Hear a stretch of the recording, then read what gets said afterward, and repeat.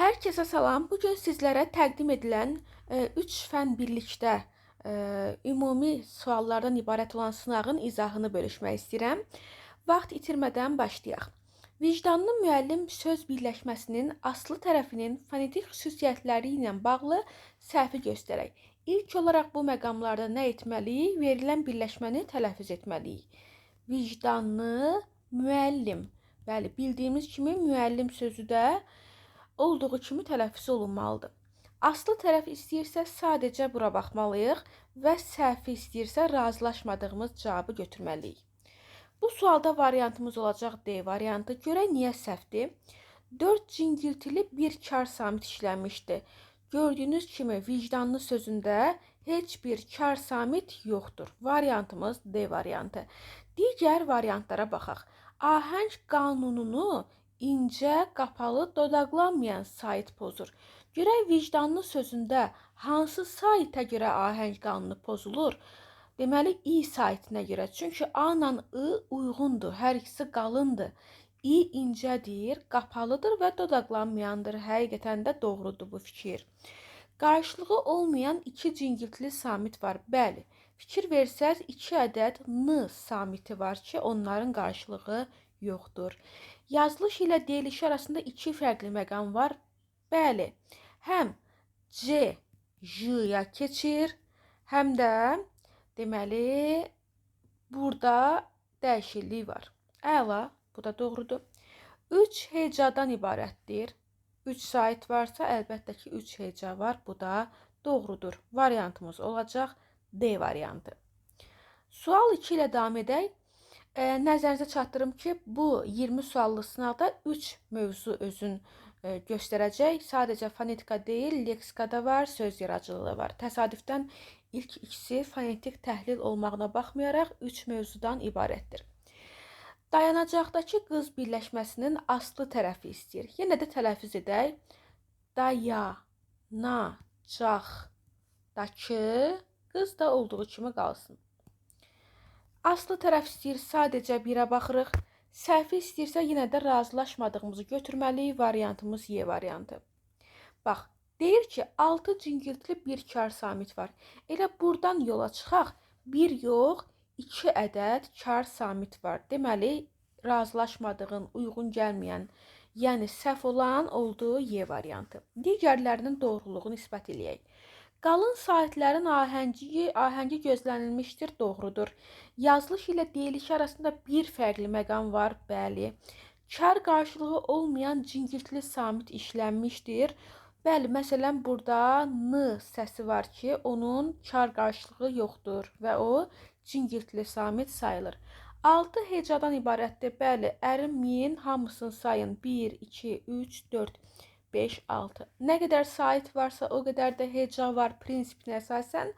6 saitimiz varsa bu söz 6 hecalı söz sayılır.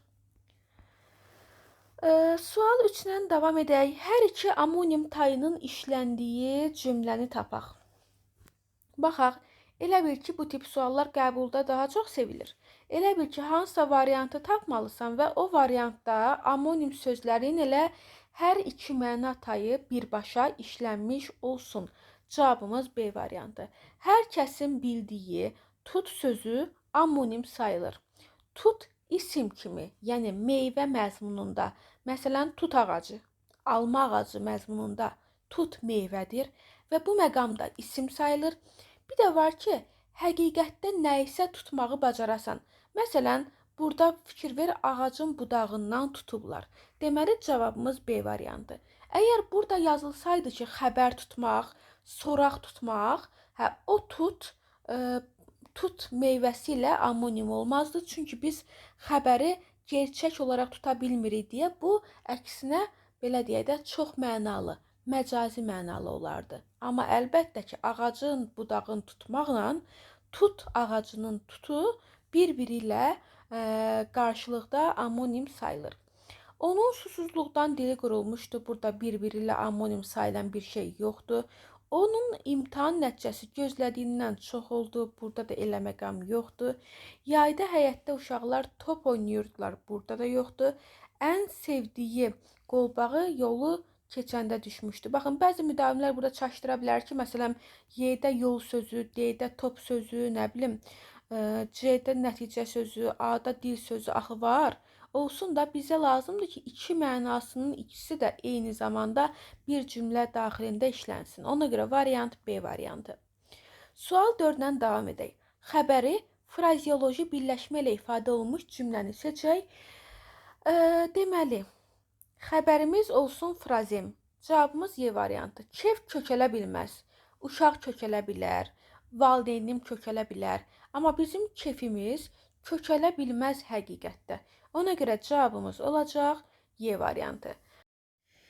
Sual 5. Hansı cümlədə əsas nitq hissəsi ilə amonimli olan köməkçi nitq hissəsi var? Həmişə burada sondan başlayın. Sizdən görün nəyi tələb edirlər? Köməkçi nitq hissəsi. Yəni variantdan köməkçi tapmalısınız, amma o köməkçi əsasla amonim olsun. Variantımız D variantı. Bax 1. Bir ədatdır. Yəni elə bu cümlədə də ədat funksiyasında işlənir və o həmin bir əsas nitq hissəsi sayılan sözlə amonimdir. Yəni sayla amonimdir. Variant D variantı. Digər bütün variantlardan gəlin köməkçiləri tapaq. Daha sonra çalışqan insan uğuru tez əldə etməyi bacarır. Burada yoxdur. Evdə tək olduğuna görə. Aha, bütün variantlardan köməkçiləri tapdıq, amma heç bir tapılan köməkçi amonim deyil ümumiyyətlə. Ona görə variant D variantı. Cümlələrin birində bir-biri ilə amonim olan şəkilçi işlənib. Bir-biri ilə amonim olan. Cavab A variantı. Evdən çıxanda qəfildən güclü külək əsdi. Bildiyimiz kimi çıxışlı hal şəkilçisi sayılan dan-dən, zərf düzəldən dan-dənlə amonimdir. Cavabımız A variantı. Yağışlı havada şəhər küçələrində baxın eyni şəkilçidir. Ayaq səsləri və çətirlərin səsi eyni şəkilçidir. Bir melodiyaya bənzəyir. Bizə eyni şəkilçini tapmaq yox da, bir-biri ilə amonim sayılan şəkilçini tapmaq lazımdır. Tarix muzeyində qədim əsərlərə baxdıqca dəyərlərin önəmi anlaşılır. Burada da deməli i var burada. Bax, bəziləri düşünər ki, muzeyin sözündə in var, nə bilim, dəyərlərin sözündə in var, amonimdir. Xeyr, tarix muzeyi i var burada. N bitişdiricidir. Yəni ehtiyatlı olun. Burada in yoxdur. I və n var. Amma burada in var. Ona görə olmaz. Gecənin yəlidir. Səssizliyi mənsubiyyət. Səssizlik bir dəqiqə. Səssizliyi mənsubiyyətdir. Eynən burada da n bitişdiricidir. Yəni onu in saymaq olmaz. I və n-dır. Ona görə olmaz. Çıxdı. Bir neçə saatlıq təyyarə səfərindən sonra ünvana çatmışdıq. Bəli, variantımız olacaq 6-da A variantı. 7. İsimlərdən ibarət eni köklü sözlər cərgəsini göstərək. Cavabımız olacaq Y variantı. Məsələn, bu feildir. Bu sifətdir. Bir də biz eyni köklü sözlər cərgəsini tapmalıyıq axı. Ona görə cavabımız olacaq Y variantı.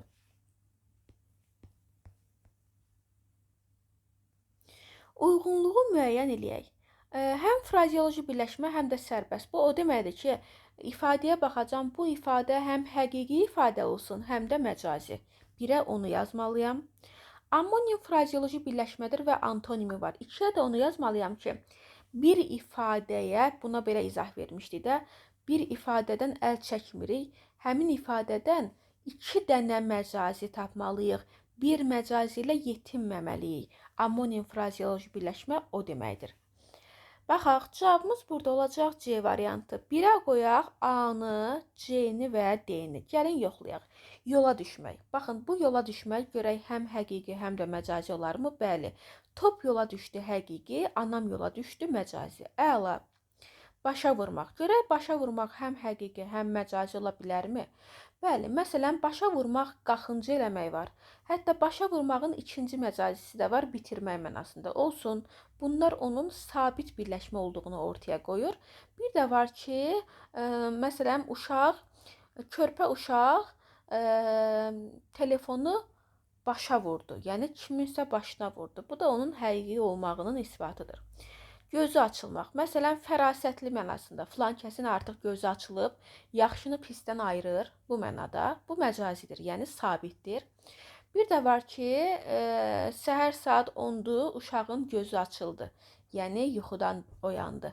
O zaman həqiqətən də göz açılır deyə bu sərbəstdir. 2-yə də qoyulub B-ni. Bax, bəli, söz vermək. Amonim frazeoloji birləşmədir. Yəni 2 dənə məcazisi var deməkdir. Söz verirəm ki, hər şey yaxşı olacaq, vəd mənasında. Bir də var ki, sözü verirəm filan müdavimimə ki, buyur.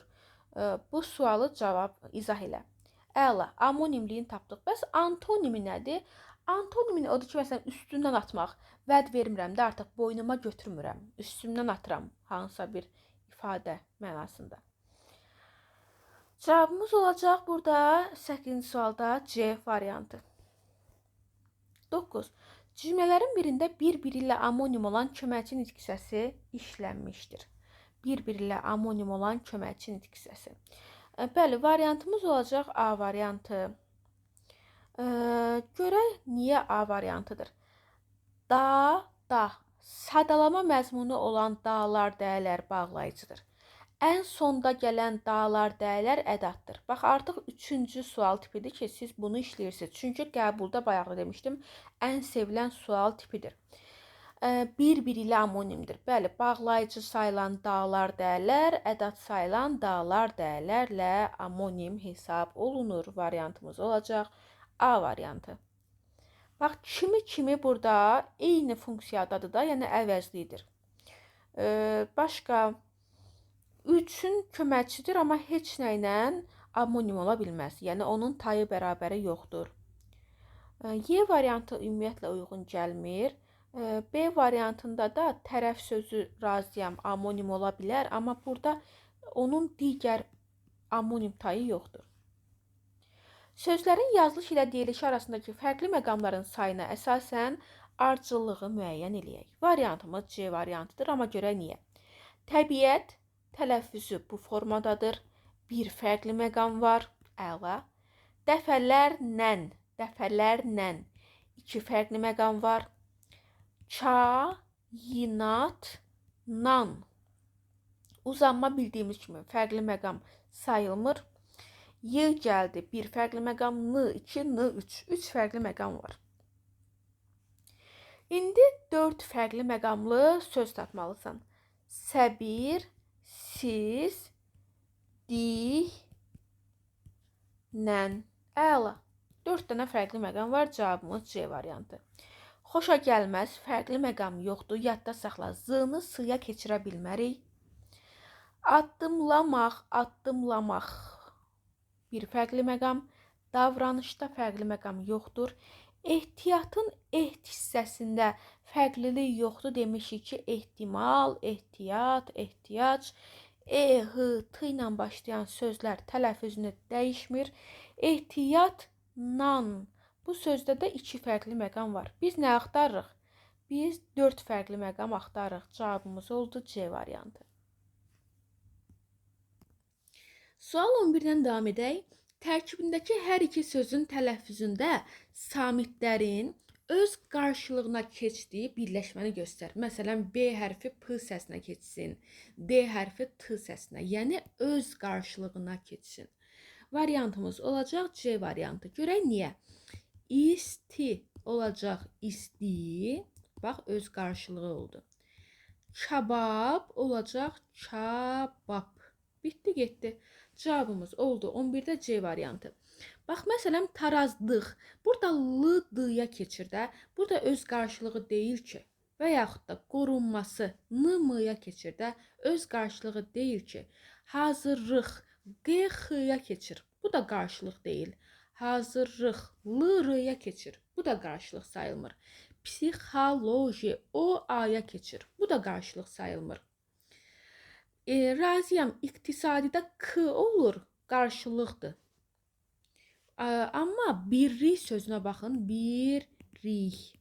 K-nın qarşılığı x deyil ki, ya da l-nın qarşılığı r deyil ki, deyək ki, qarşılığına keçir. Cavabımız olacaq 11-də C variantı.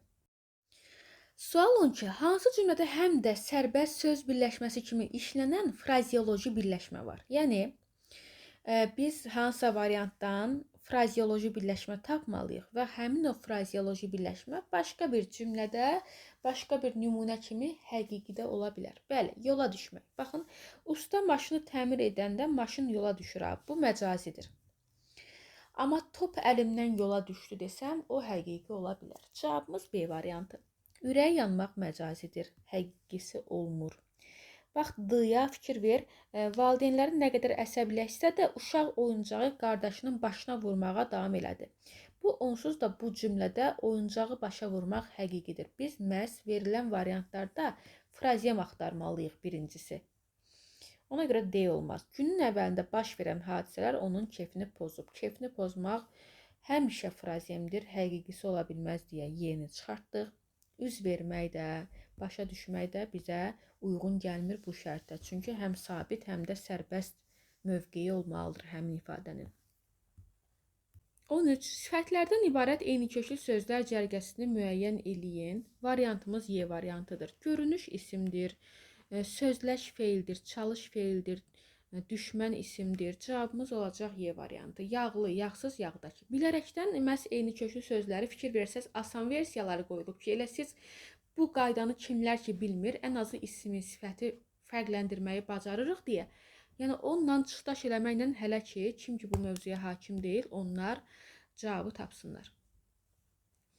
Hansı cümlədə bir-biri ilə amonim olan şəkilçilər vardır? Növbəti qəbul sualı sayılır. Cavabımız olacaq A variantı. Görək niyə A-dır? Bizimki isim düzəldib, dünənki sifət düzəldib. Burada müdavimə 100% sual yaranacaq ki, axı bizimki necə isim ola bilər? Sifətə oxşuyur axı, sifəti görürəm axı burada. Xeyr, yadda saxla, kidən qabaq yiyəli hal şəkilçisi olan bütün sözlər 100% ehtimalla isim sayılır. Yox, əgər kişidən qabaq sən yiyəli hallı söz görməyəcəksənsə, məsələn, dünənki, bugünkü, sırağa günkü, o günkü, əgər kişidən qabaq yiyəli hallı söz görməyəsənsə, o sifət sayılacaq 100%. İslanmış formasında quruması üçün günün altına qoymuşdu. Burada 14-də B variantında. Bu da nə olsun ki, feil sifətdir. Hər ikisi feil sayılır da, o səbəbdən biz bunu götürmürük amonim. Bu da feil şəkilçisidir, bu da feil. Hər ikisi feil mövzusunda öyrənilir. Keçmişin yükü heç vaxt üzərindən getməyəcək. Hər şey onun ətrafında dönmür. Burada bəzən müdavim düşünür ki, yiyəlik var, mənsubiyyət var. Yadda saxla, ətrafında sözündə ın deyil. Ətraf sözün köküdür. I-dır burada şəkilçi. N bitişdiricidir. Da var şəkilçi olaraq. Yəni burada ın şəkilçisi yoxdur. I var, bir də bitişdirici var deyə biz çaşıb deyə bilmərik ki, bununla bu amonimdir. Bu gün mənim üçün xüsusi bir gündür. Variantımız olacaq 14-də A variantı. Cümlələrin birində amonim sözü həm isim, həm də feil kimi işlənmişdir. Cavabımız olacaq burada C variantı. Görək hansı sözə görədir? Saç amonimdir, həm isim, həm də feil kimi olacaq. Variant C variantı. Artıq 5-ci bu tip sualımızdır. Günəş doğarkən onun ilk şüaları insanın ruhuna sanki bir istilik bəxş edir. Yoxdur. Axşam küləyi əsəndə şəhərin sakitliyi insanı dərin düşüncələrə dalmağa dəvət edir. Qolunu qaldıraraq müəllimə sual vermək istədiyini bildirdi. Rayondan qayıdarkən yol boyunca onun istədiyi mahnılara qulaq asdıq. Əziz müdavimlər, sınağın adı altında, bax, özünüzü burada sınamalısan, bu daha çox səni öyrətməyə aparır deyə, hansısa sual tipindən çox olanda əksinə sevinin ki, 20 suallıq sınağın əhatəsində mən həmin tipi artıq mənimsədimmi, yoxsa 5-6 eyni sual tipindən olmağından asılı olmayaraq mən yenə bunu bacarmadımmı? Yəni, ən azı analiz etmək üçün ən qəşəng metod odur ki, eyni sual tipini gedib gəlib dəfələrlə işləmək. 16. Hansı cümlədə həm həqiqi mənada, həm də frazeoloji birləşmə kimi işlənən birləşmə var. Yəni həm sabit, həm də sərbəst olan ifadə kimi düşünülsün. Cavab B variantı: əlindən tutmaq. Biri var, filankəs yolda yıxıldı. Mən onun əlindən tutaraq onu qaldırdım. O həqiqi mənadır. Bir də var ki, çətin anlarda mən sənin əlindən tutmuşdum. Deməli, biz hər dəqiqə gedib o çətin anında qapısını döyüb onun əlindən tutmuruq ki, bu artıq məcaziləşmiş sayılır. Cavabımız olacaq B variantı. Söz vermək məcazi sayılır. Daha sonra zəhləmizin getməyi məcazidir. Ruhdan düşmək məcazidir. Ağlıma gəlmək məcazidir. Hansı cümlədə ancaq sözü lakin bağlayıcısının sinonimidir? Ancaq sözü bilməliyik ki, həm deməli ədat ola bilər, ədat, həm də bağlayıcı ola bilər. Bunun ən yaxşı yolunu sizə qısa konkret deyim. Ədat mövzusunu gedin kitabını açın. Görün ki, ancaq hansı növün daxilindədirsə, həmin sözün əvəzləyicilərini tapın. Məsələn, ədat olan ancaq yalnızla əvəz oluna bilər, sadəcə ilə əvəz oluna bilər. Məsələn, mən ancaq sənə güvənirəm.